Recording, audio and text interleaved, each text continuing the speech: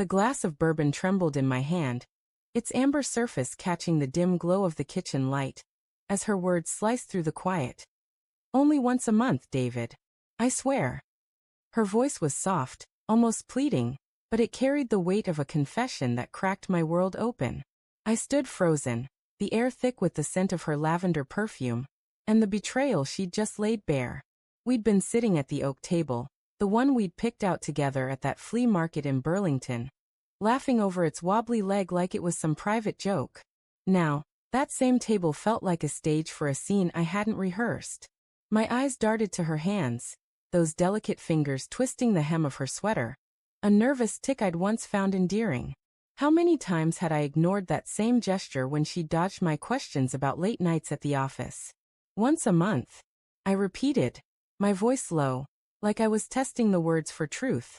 My chest tightened, a dull ache spreading as if my heart were trying to claw its way out. With who, Claire? The question hung between us, sharp and heavy, like a blade waiting to fall. She looked away, her gaze settling on the window where rain streaked the glass, blurring the streetlights outside. The silence was louder than any answer she could have given. I thought of the past year. The way she'd started wearing that new perfume. The late-night texts she'd dismissed as work stuff. The sudden weekend trips to clear her head. I'd chalked it up to her promotion, to the stress of her new role at the firm. I'd been a fool. It's not what you think, she said finally, her voice barely above a whisper. Her green eyes, usually so steady, flickered with something, guilt maybe, or fear. It's not love. It's just something I needed. Something you needed? I set the glass down hard, the thud echoing in the quiet kitchen. My mind raced, replaying every moment I'd brushed off. The way she'd linger in the bathroom after a shower, her phone always face down. The way she'd laugh a little too brightly when I asked about her day. Red flags, all of them, waving in the back of my mind while I played the devoted husband, blind and trusting. I leaned back in the chair, the wood creaking under my weight, and tried to piece it together. The air smelled of rain and the faint tang of the garlic bread we'd shared earlier. A dinner that now felt like a lifetime ago. Tell me, I said, my voice steady despite the storm inside me. Tell me everything. She swallowed, her throat bobbing, and I saw the weight of her secret settle into her shoulders. His name's Mark, she said, each word deliberate, like she was stepping through a minefield. He's a consultant at work. It started last summer, at the conference in Chicago. It was a mistake. A moment of weakness. A moment. The word hit like a punch. I pictured her in some sleek hotel bar, her laugh bright under neon lights, her hand brushing his. My stomach churned. A moment, I said, my voice rising despite myself. A moment that's been going on for a year? Her eyes snapped to mine, wide and desperate. It's not like that, David. It's not emotional. It's physical. Once a month, when I'm away on those trips. It's nothing more. Nothing more. The phrase burned, searing through the love I'd thought was unshakable. I thought of our wedding day, her white dress glowing in the July sun. The way she'd whispered forever against my lips. I thought of the nights we'd spent planning a future. Kids, a house by the lake, growing old together. Was it all a lie? Why? The word slipped out, raw and broken. I hated how small it made me sound. How it laid bare the hurt I couldn't hide. Why wasn't I enough? Her lips parted, but no sound came. The rain outside grew louder, a steady drumbeat against the windows, mirroring the chaos in my head. I wanted to scream, to shake her, to demand answers that would make sense of the wreckage. But all I could do was sit there, my hands clenched into fists, waiting for her to fill the silence. I don't know, she said at last, her voice cracking. I was lost. Work was suffocating. And I felt like I was disappearing. Mark, he saw me. He made me feel alive again. Alive. The word cut deeper than I expected.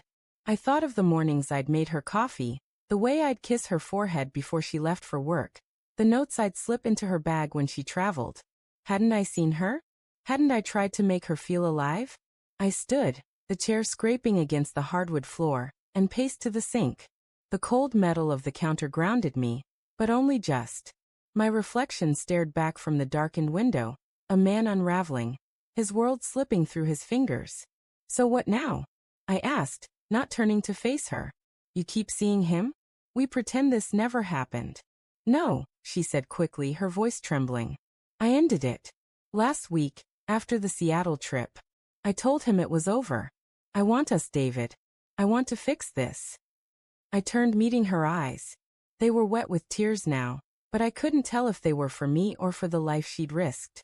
Fix this, I said, my voice sharp. You think you can just say sorry, and we go back to normal? You broke us, Claire. She flinched, her hands twisting tighter in her sweater. I know, she whispered.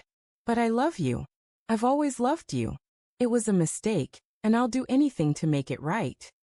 The room felt smaller, the walls closing in as her words hung between us. I wanted to believe her. God, I wanted to.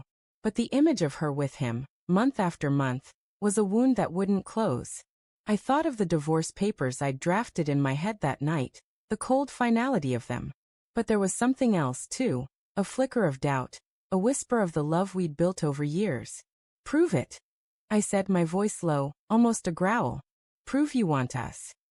Her eyes widened, searching mine for a lifeline. How? She asked, her voice barely audible. I didn't answer. Not because I didn't know, but because I wasn't sure I could trust her to try. The rain slowed outside, leaving only the drip of the faucet and the weight of our silence. In that moment I saw her. Not the woman who'd betrayed me, but the one who'd once danced with me in the rain, who'd laughed until she cried over my terrible puns. And I hated how much I still loved her. I'll sleep in the guest room, I said finally, turning toward the hall. We'll talk tomorrow. As I walked away, her soft sob followed me, a sound that would haunt me through the night.